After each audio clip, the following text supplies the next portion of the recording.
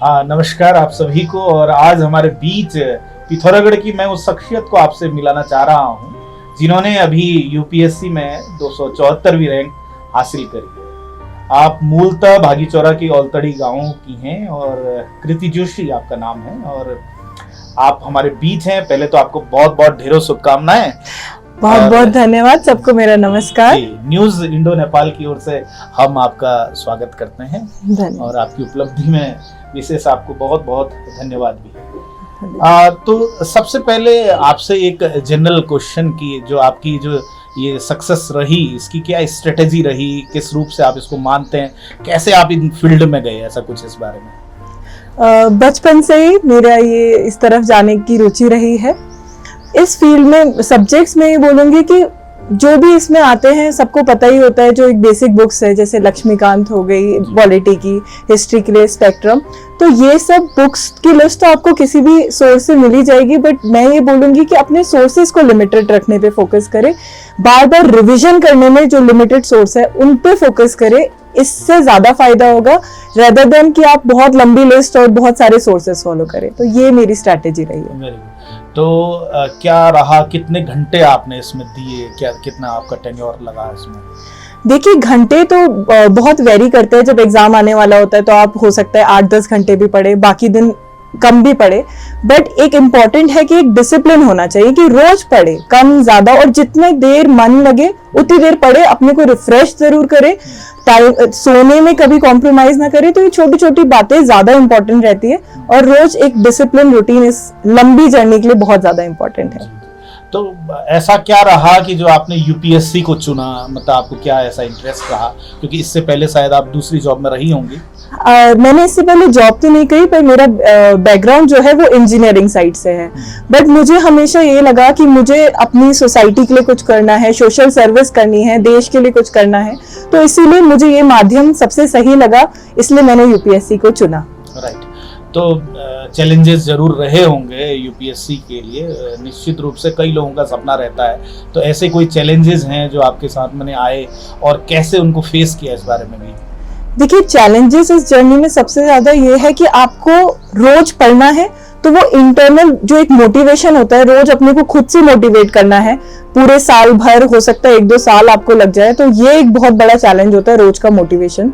दूसरा, इस जर्नी में बहुत सारे फेलियर्स आते हैं, जैसे मेरा ही कभी प्रीलिम्स नहीं निकला, कभी मेंस नहीं निकला, तो उसके बाद वापस अपने आप को तैयार करना है इस फील्ड के लिए, तो वो एक बहुत बड़ा चैलेंज है। और दूसरा, जो जनरली लोग कहते हैं कि आपको बहुत लोग पूछते रहते हैं, अच्छा अब क्या हो रहा है, अब क्या हो रहा है, तो एक वो प्रेशर भी बना रहता है, तो वो एक चैलेंज होता है। तो ये सारे छोटे छोटे चैलेंजेस होते हैं जो आपको रोज फेस करने पड़ते हैं। खुद का अपने का भी होता है कि क्या होगा क्या नहीं होगा, वो आशंकाएं भी आपके सामने आती है, बट उसमें भी अपने को रोज मोटिवेट करते रहना और इस जर्नी में बने रहना बहुत ज्यादा आवश्यक है। तो इसमें आपका कौन सा अटेम्प्ट था, ये कौन से अटेम्प्ट में आपने इसको क्रैक किया? ये मेरा 4th अटेम्प्ट था। एक अटेम्प्ट मैंने तुरंत बाद में दिया, तो मैं उसके बारे में भी कह सकती हूँ। इंजीनियरिंग के बाद मैं ऐसे ही देने चले गई, तो मैं लोगों को ये भी सलाह दूंगी कि जब आप प्रिपेयर हो जाए, सिर्फ ऐसे ही ना देने जाए, क्योंकि हमें लगता है कि हम तो बहुत जल्दी निकाल लेंगे और 6 साल तो कौन रुकेगा, पर ये ऐसी जर्नी है जिसमें टाइम लग जाता है। तो आप सिर्फ ऐसे ही अटेम्प्ट ना दे, अपनी एक तैयारी करके हमेशा उस पहले अटेम्प्ट को दे, क्योंकि वो बाद में आपको काफी साइकोलॉजिकली काउंट करने लगते हैं हम कि अच्छा हमारे इतने अटेम्प्ट हो गए, इतने नहीं हुए, तो वो भी ध्यान दे। तो ये एक मैं करना चाहूँगी। तो जैसे आपके कोई मेंटोर रहे होंगे, परिवार का निश्चित रूप से सपोर्ट रहा होगा, दोस्तों का रहा होगा, तो किसको मानती हैं सफलता के लिए?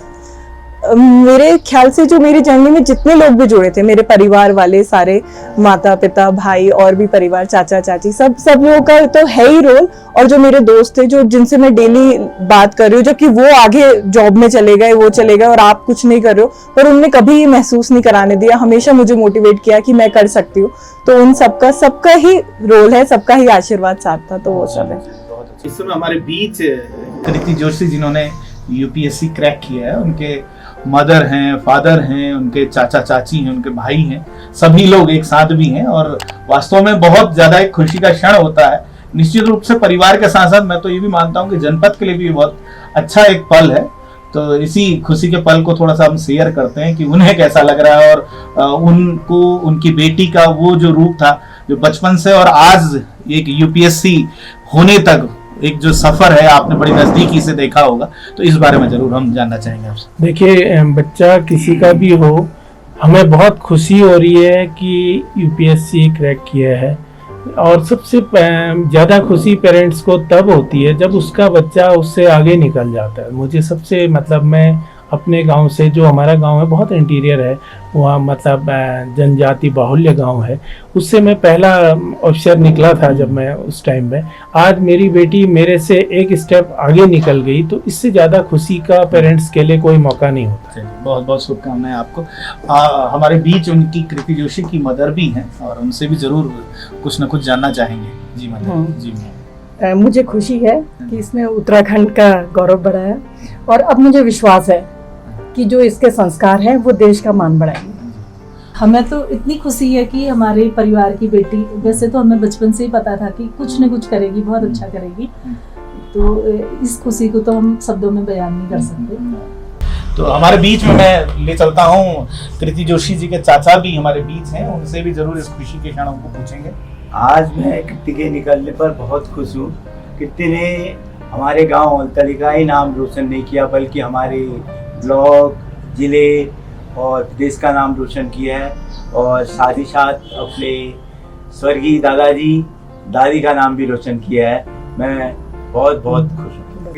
बचपन में ना हमें बताया जाता था, जब हमें पता था कि डीएम जो होता है वो काफी अच्छा पोस्ट माना जाता है बड़ा, तो हम दोनों बचपन में ऐसा करते थे, हम डीएम बनेंगे, डीएम बनेंगे। लेकिन मैं तो उस फील्ड में नहीं जा पाया, इसने ये गई और इसने क्रैक करा, तो मेरे को भी ऐसे ही लगता है कि इसी का नहीं, मेरा भी साथ साथ यूपीएससी क्लियर हो गया, तो बहुत खुशी है। अच्छा, एक लास्ट क्वेश्चन, क्योंकि बहुत सारे दर्शक इन सारी चीज़ों को देख रहे हैं और देखेंगे भी, तो उनके लिए कोई एक ऐसा कोई आपकी तरफ से एक मैसेज, और क्योंकि बहुत सारे ऐसे लोग हैं जो इस प्रतियोगिता के लिए लगे हैं, बहुत सारे ऐसे प्रतिभागी हैं, तो उनके लिए कुछ एक मैसेज आप देना चाहेंगे?